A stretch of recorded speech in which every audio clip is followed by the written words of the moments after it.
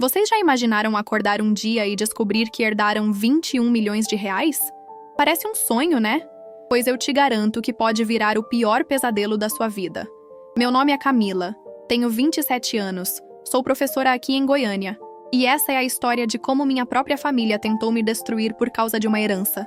Quando meus avós morreram e eu descobri que tinha herdado o império do agronegócio deles, meu pai fez uma proposta que me deixou em choque.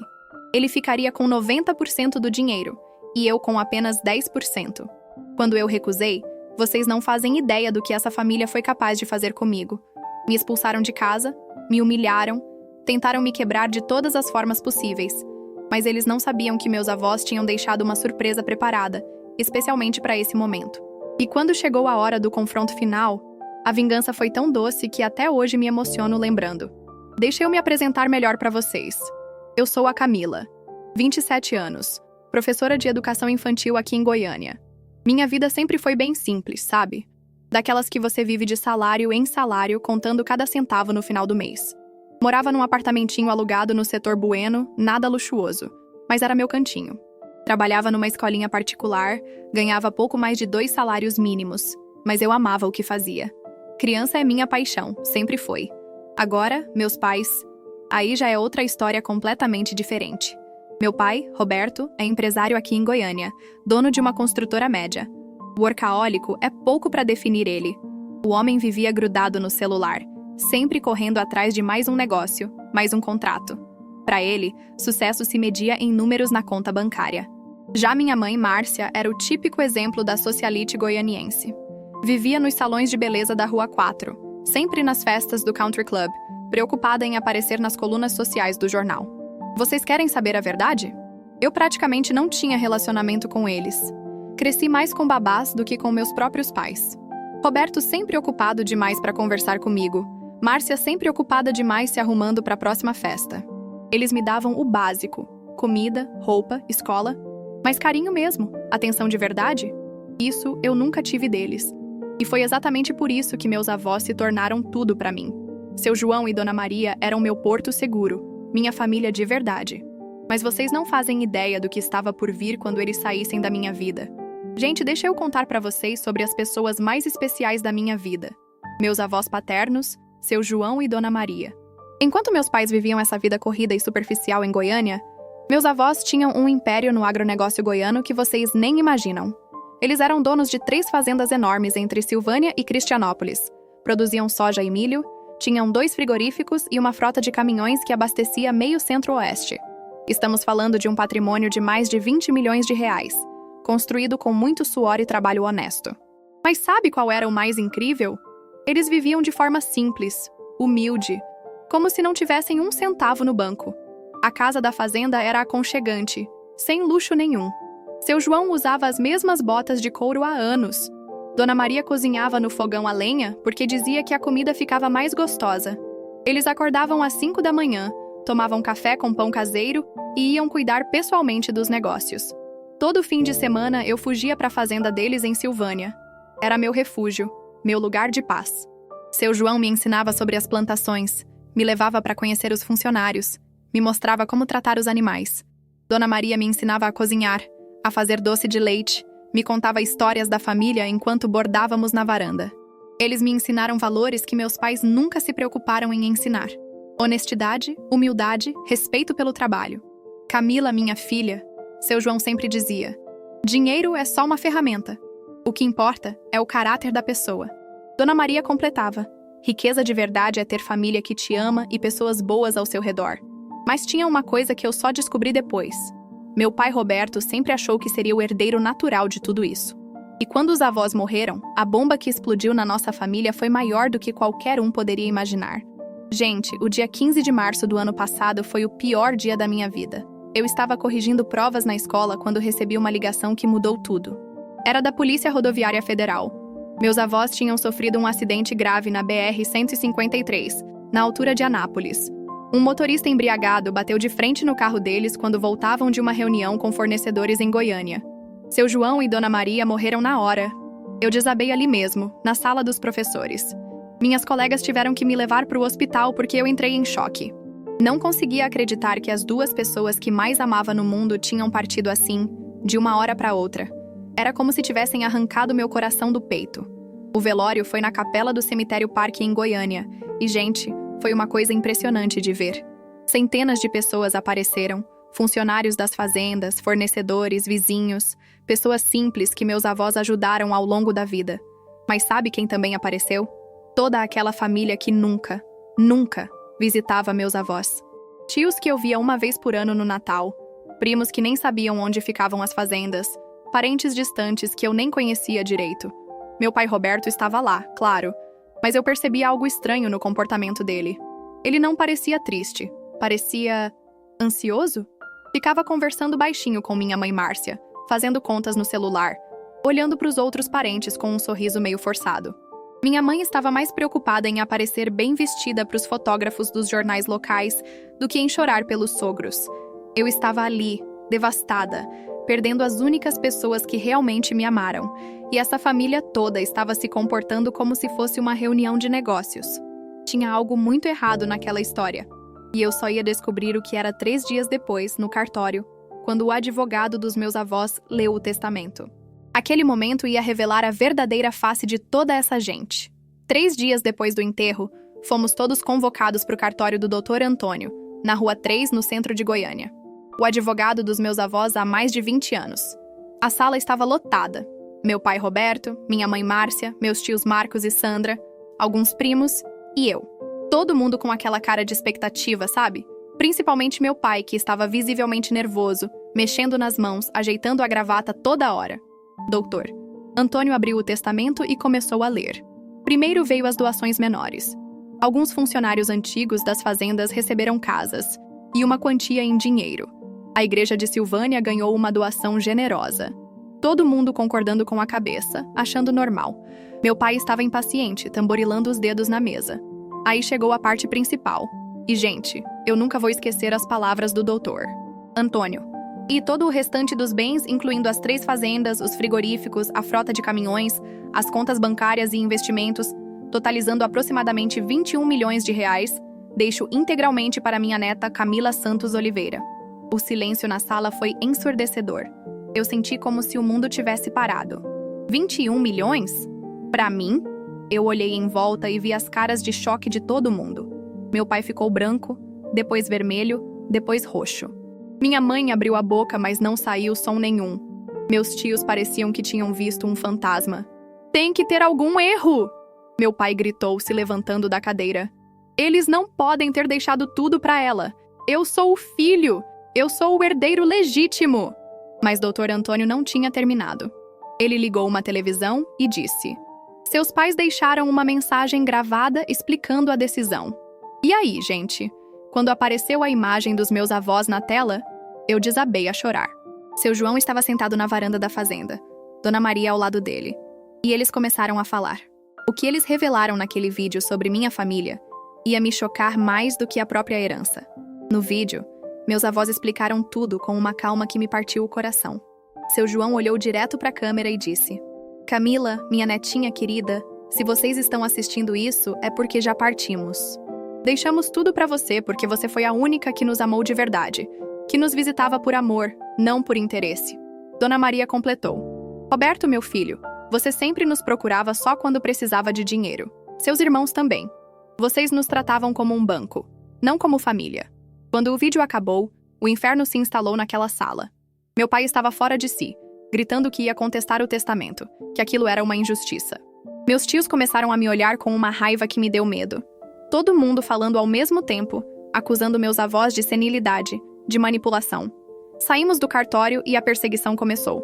Meu pai me ligava 10 vezes por dia, minha mãe aparecia na escola onde eu trabalhava, meus tios mandavam mensagens no WhatsApp, todos com o mesmo discurso. Camila, seja razoável. Você não precisa de tanto dinheiro. Pensa na família. Uma semana depois, meus pais me chamaram para jantar em casa. Achei que finalmente iam me consolar, me apoiar no luto. Que inocente eu era. Roberto colocou uns papéis na mesa e disse: Filha, a gente conversou e chegou numa proposta justa. Você fica com 10% da herança, mais de 2 milhões, e o resto a gente divide entre a família. É mais dinheiro do que você jamais sonhou em ter. 10%! Gente, vocês acreditam? Ele queria que eu ficasse com 10% da herança que meus avós deixaram especificamente para mim. Minha mãe Márcia ainda teve a cara de pau de dizer: Camila, seus avós estavam velhinhos, não pensaram direito. Uma menina de 27 anos não sabe administrar tanto dinheiro. Quando eu disse que não ia assinar nada, que a herança era minha por direito e por amor dos meus avós, meu pai mudou completamente. Os olhos dele ficaram frios, a voz virou gelo. Então você escolheu o dinheiro ao invés da família. Tem certeza disso, Camila? Porque essa decisão vai ter consequências que você nem imagina. Eu não fazia ideia do que estava por vir, mas ia descobrir muito em breve que essa família era capaz de uma crueldade que eu jamais imaginei. 2 semanas se passaram depois daquele jantar tenso. Eu achei que meus pais iam esfriar a cabeça, entender minha posição. Como eu estava enganada. Na quinta-feira, dia 12 de abril, eu estava dando aula para os meus pequenos quando recebi uma ligação da minha mãe. A voz dela estava diferente, fria como gelo. Camila, você tem até às 18 horas de hoje para tirar suas coisas do apartamento. Depois disso, vamos trocar a fechadura. Eu não entendi nada. Como assim, mãe? Que história é essa? Aí ela soltou a bomba. O apartamento onde você mora é nosso. Sempre foi. A gente que pagava o aluguel para você, fingindo que você era independente. Mas já que você escolheu ser ingrata com a família, pode se virar sozinha. Gente, eu senti o chão desabar debaixo dos meus pés. 27 anos de vida e eu descobri que nem sabia onde realmente morava. Saí correndo da escola, peguei um Uber e fui pro apartamento. Quando cheguei, tinha um caminhão de mudança na porta e 2 homens esperando. Meu pai estava lá, de braços cruzados, com aquela cara de quem estava gostando da situação. Você tem 30 minutos para fazer as malas, Camila. Só pode levar roupas e objetos pessoais. Os móveis ficam, porque são nossos também. Minha mãe estava do lado dele, filmando tudo com o celular, como se fosse um troféu. Eu entrei em desespero. 30 minutos para desfazer uma vida inteira. Joguei roupas numa mala, peguei fotos, alguns livros, meus documentos. Estava chorando tanto que mal conseguia enxergar. Os vizinhos ficaram olhando pela janela. Alguns até desceram para perguntar se eu estava bem. Quando terminei de arrumar as 2 malas que couberam no carro, meu pai disse uma coisa que me marcou para sempre. Camila, você nunca foi realmente nossa família mesmo. A gente te criou por obrigação. Agora que você mostrou quem realmente é, pode sumir da nossa vida. Não queremos mais te ver. Minha mãe ainda completou. Quando você gastar toda essa herança e ficar na miséria, não venha chorar pra gente. Você fez sua escolha. E eles entraram no carro e foram embora, me deixando ali na calçada, com 2 malas, sem ter pra onde ir. Eu fiquei ali parada, sem acreditar no que tinha acontecido. Mas sabe o que eu fiz? Peguei um táxi e fui direto pra fazenda dos meus avós em Silvânia. Porque mesmo mortos, eles ainda eram minha única família verdadeira. E foi lá que eu descobri que eles tinham previsto exatamente isso que estava acontecendo. Quando o táxi parou na porteira da fazenda em Silvânia, já era quase meia-noite. Eu estava destruída, com os olhos inchados de tanto chorar, segurando 2 malas como se fossem tudo o que me restava no mundo. Toquei a campainha e quem atendeu foi seu Benedito, o caseiro que trabalhava com meus avós há mais de 15 anos. Gente, quando ele me viu naquele estado, os olhos dele se encheram de lágrimas. Menina Camila, o que aconteceu com você? Eu desabei ali mesmo, contei tudo o que tinha acontecido. Seu Benedito me abraçou como um pai e disse: Pode ficar tranquila, filha. Essa casa sempre foi sua também. Seu João e Dona Maria deixaram tudo organizadinho para você. Nos dias seguintes, eu fui descobrindo uma coisa incrível.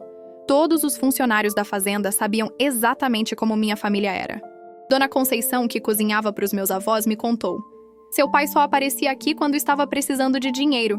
Chegava de cara fechada, nem cumprimentava a gente direito. Seus avós sempre ficavam tristes depois que ele ia embora. Seu Zé, que cuidava do gado, completou. Dona Maria chorava escondido. Dizia que o filho só ligava quando queria alguma coisa. Que diferença de você, menina. Você chegava aqui e cumprimentava todo mundo. Ajudava na cozinha, brincava com nossos filhos. Foi aí que eu entendi por que meus avós tinham deixado tudo pra mim. Não era só sobre dinheiro. Era sobre amor, respeito, valores. Eles viam como eu tratava as pessoas, como eu me importava de verdade com eles. Mas a surpresa maior veio quando seu Benedito me levou pro escritório da casa. Tinha um cofre que eu nunca tinha visto antes. Ele abriu e tirou de lá várias pastas organizadas, com meu nome escrito na capa. Seus avós deixaram isso aqui pra você, menina. Disseram que se um dia sua família fizesse alguma maldade, você ia precisar dessas coisas. Quando abri as pastas, gente, Eu não acreditei no que vi. Meus avós tinham documentado tudo. Todas as vezes que meu pai pediu dinheiro emprestado e não pagou, todas as tentativas da família de manipular eles, até gravações de conversas. Eles sabiam exatamente como minha família era e tinham se preparado para me proteger. E o melhor de tudo, eles tinham deixado instruções detalhadas do que eu deveria fazer se minha família tentasse me prejudicar. Era como se eles estivessem ali comigo, me guiando mesmo depois de mortos. Mas eu ainda não sabia que o pior ainda estava por vir. No dia seguinte, liguei para o Dr. Antônio e marquei uma reunião urgente. Levei todas as pastas que meus avós tinham deixado e, gente, quando o advogado viu aquilo, ele sorriu de um jeito que me deu arrepios. Camila, seus avós eram mais espertos do que qualquer um imaginava. Eles me procuraram há 2 anos e disseram: Doutor, nossa família vai tentar destruir nossa neta quando a gente morrer. Precisamos proteger ela. Dr. Antônio me mostrou que meus avós tinham instalado câmeras de segurança discretas na casa da fazenda há 3 anos. Todas as visitas da família foram gravadas. Eu vi meu pai chegando na fazenda, ignorando os funcionários, indo direto para o escritório do seu João pedir dinheiro. Vi minha mãe reclamando da casa velha e sem graça para os meus avós. Vi meus tios tentando convencer meus avós a vender as terras e investir em negócios modernos que eles administrariam. Mas o mais chocante foram os diários da Dona Maria. Ela anotava tudo. Roberto ligou hoje pedindo 50 mil para quitar umas dívidas. É a 5ª vez esse ano. Márcia disse que a gente devia morar num apartamento em Goiânia. Que fazenda não é lugar pra gente da nossa idade. Camila chegou hoje e trouxe um bolo que fez pra gente. Ficou a tarde toda ajudando na horta. Dr. Antônio me explicou que meus avós tinham criado uma rede de proteção ao meu redor. O delegado de Aparecida de Goiânia, Dr. Carlos, era amigo pessoal deles. O juiz da comarca, Dr. Fernando, respeitava muito meus avós. Até o prefeito de Silvânia estava ciente da situação. Camila, seus avós sabiam que sua família ia tentar tomar a herança na força. Eles documentaram tentativas anteriores de fraude, inclusive uma vez que seu pai tentou falsificar a assinatura do seu João num documento de venda de terras. Eu fiquei em choque. Meu próprio pai tinha tentado roubar meus avós. O advogado me mostrou também que meus avós tinham deixado cartas pessoais para várias pessoas. Funcionários, vizinhos, fornecedores, todos contando a verdade sobre como a família os tratava. Se sua família tentar alguma coisa contra você, essas pessoas vão testemunhar a favor dos seus avós e sua. 2 semanas depois de estar na fazenda, aconteceu exatamente o que Dr. Antônio tinha previsto. Eu estava tomando café na varanda quando vi uma caravana de carros subindo a estrada de terra. Meu pai, minha mãe, meus tios, alguns primos e até gente que eu nem conhecia direito. Eles tinham vindo para tentar me intimidar e tomar a fazenda na força. Mas dessa vez, eu estava preparada. E eles não faziam ideia do que os esperava. Era uma sexta-feira de manhã quando vi aquela caravana de carros subindo a estrada da fazenda. 5 carros, gente. Meu pai Roberto na frente, dirigindo a caminhonete dele, minha mãe Márcia do lado. Atrás vinham meus tios Marcos e Sandra, alguns primos, e até gente que eu nem sabia quem era. Parecia uma invasão mesmo. Eu estava preparada. Dr. Antônio tinha me orientado direitinho sobre o que fazer. Liguei para ele, para o delegado doutor Carlos e para os funcionários da fazenda. Em 15 minutos, todo mundo estava posicionado. As câmeras estavam ligadas, os celulares gravando, e eu tinha todas as evidências organizadas numa pasta. Meu pai desceu do carro como se fosse o dono do lugar. Camila, chega dessa palhaçada! Você vai assinar os papéis hoje mesmo ou a gente vai tomar essa fazenda na justiça? Ele estava com os documentos na mão. Provavelmente alguma procuração falsa ou sei lá o quê. Minha mãe veio atrás, toda produzida como se fosse para uma festa. Filha, para com essa teimosia. Você não tem capacidade para administrar tudo isso. Deixa os adultos cuidarem dos negócios sérios. Os tios ficaram espalhados pelo terreiro, como se estivessem marcando o território. Aí eu falei bem alto para todo mundo ouvir. Pai, vocês estão invadindo uma propriedade privada. Essa fazenda é minha por direito, confirmado em cartório e registrado no nome. Vocês têm 5 minutos para sair daqui antes que eu chame a polícia. Meu pai deu uma risada sarcástica. Polícia? Menina, você acha que alguém vai acreditar numa professorzinha contra uma família inteira? A gente vai provar que você manipulou seus avós senes para conseguir essa herança. Foi nesse momento que Dr. Antônio chegou, junto com o delegado Dr. Carlos e mais 2 policiais. Meu pai ficou branco quando viu a viatura subindo a estrada. Bom dia, Roberto, disse o delegado. Recebi uma denúncia de invasão de propriedade e tentativa de coação. Delegado, isso é um mal-entendido. Meu pai tentou se explicar. Essa é uma questão de família. Estamos só conversando com nossa filha. Mas Dr. Antônio já estava com a pasta na mão, pronto para mostrar todas as evidências. Roberto, acho melhor vocês ouvirem o que o Dr. Antônio tem para mostrar antes de continuar com essas ameaças, disse o delegado. E foi aí que começou o show de horrores que ia destruir minha família de uma vez por todas. Dr. Antônio abriu a pasta e começou a revelar os segredos que meus avós tinham guardado por anos. Roberto, seus pais documentaram tudo. Todas as vezes que você pediu dinheiro emprestado e não pagou, todas as tentativas de manipulação e, principalmente, ele fez uma pausa dramática, a tentativa de falsificação de assinatura de 2019. Meu pai ficou lívido. Que falsificação? Eu nunca falsifiquei nada. Mas Dr. Antônio já estava mostrando os documentos para o delegado. Aqui está a perícia grafotécnica que o seu João mandou fazer quando desconfiou que você tinha tentado vender um lote da fazenda sem autorização dele. A assinatura é claramente falsificada. Gente, o silêncio que se fez foi ensurdecedor. Minha mãe olhou para o meu pai com uma cara de choque total. Meus tios começaram a se afastar, como se não quisessem ser associados àquilo. O delegado pegou o documento e disse: Roberto, isso é crime. Falsificação de documento particular. Mas Dr. Antônio não tinha terminado. Ele ligou um tablet e começou a mostrar os vídeos das câmeras de segurança. E aqui temos as gravações das visitas de vocês nos últimos 3 anos. Na tela apareceu meu pai chegando na fazenda, ignorando totalmente seu Benedito que tentava cumprimentá-lo, indo direto para o escritório do seu João. O áudio estava perfeito. Pai, eu preciso de R$80 mil urgente. Tenho umas dívidas que vão me quebrar se eu não pagar até segunda. Seu João respondendo: Roberto, meu filho, você já me deve mais de 300 mil. Quando vai me pagar? E meu pai: Pai, o senhor tem dinheiro sobrando. Essa fazenda vale milhões. Depois veio um vídeo da minha mãe reclamando: João, vocês precisam vender essa fazenda velha e morar numa coisa decente em Goiânia.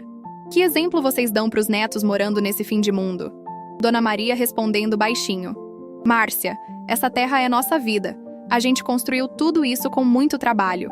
O pior de tudo foi quando apareceu um vídeo do meu tio Marcos, tentando convencer meus avós a assinar uma procuração. Tio João, deixe eu cuidar dos seus investimentos. Vocês não entendem nada de mercado financeiro moderno. Seu João recusando educadamente, e meu tio insistindo.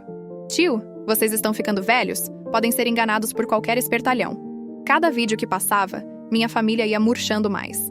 As evidências eram esmagadoras. Mas a bomba final ainda estava por vir. E quando o Dr. Antônio revelou o último segredo dos meus avós, até eu fiquei em choque. Dr. Antônio guardou o melhor para último. Ele tirou da pasta um envelope lacrado com meu nome e disse: Camila, seus avós deixaram uma última surpresa para você. Só podia ser aberta na presença da família toda. Minhas mãos tremiam quando abri o envelope. Dentro tinha uma carta manuscrita da Dona Maria e um pendrive. A carta dizia: Minha netinha querida, se você está lendo isso na frente dessa família ingrata, é porque eles tentaram te prejudicar como a gente imaginava. O pendrive tem a gravação de uma conversa que seu pai teve com seus tios há 2 anos, planejando como iam tomar nossa herança quando a gente morresse. Eles não sabiam que a gente estava ouvindo. Dr. Antônio conectou o pendrive no tablet, e o que saiu dali foi devastador. Era meu pai conversando com meus tios na varanda da fazenda.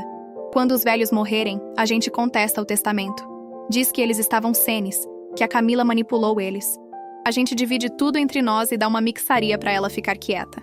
Meu tio Marcos completando: E se ela não aceitar, a gente corta ela da família mesmo. Expulsa de casa, para de pagar as contas dela. Uma professorzinha não vai ter dinheiro para brigar com a gente na justiça. Gente, quando essa gravação acabou, meu pai estava destruído. Minha mãe chorava, mas não de tristeza, de vergonha. Meus tios tentaram sair de fininho, mas o delegado já estava anotando tudo. Roberto, além da falsificação, agora temos conspiração contra a herança e coação. Vocês vão ter que me acompanhar para a delegacia. Eu olhei para minha família, se é que ainda podia chamar assim, e senti uma mistura de tristeza e alívio. Tristeza porque descobri que nunca fui realmente amada por eles. Alívio porque finalmente estava livre dessa toxicidade toda. Hoje, 6 meses depois, moro na fazenda dos meus avós e sou completamente feliz. Transformei parte da propriedade numa escola rural para as crianças da região. Minha paixão por educar continua, mas agora posso fazer muito mais. Meu pai está respondendo o processo por falsificação. Minha mãe se mudou para Brasília com vergonha do escândalo. E meus tios? Bem, eles sumiram da minha vida. Sabe o que aprendi com tudo isso? Família não é sangue, é amor, respeito, presença. Meus avós me ensinaram que riqueza verdadeira não está no banco, está nas pessoas que te amam de verdade. Hoje eu tenho 21 milhões no banco, mas minha maior riqueza são seu Benedito, Dona Conceição, seu Zé e todos os funcionários que se tornaram minha família real. E vocês que estão me ouvindo? Lembrem-se, às vezes as pessoas que deveriam nos proteger são as que mais nos machucam. Mas quando você encontra quem realmente te ama, como meus avós me amaram, agarre com força, porque esse amor é o único tesouro que realmente importa na vida.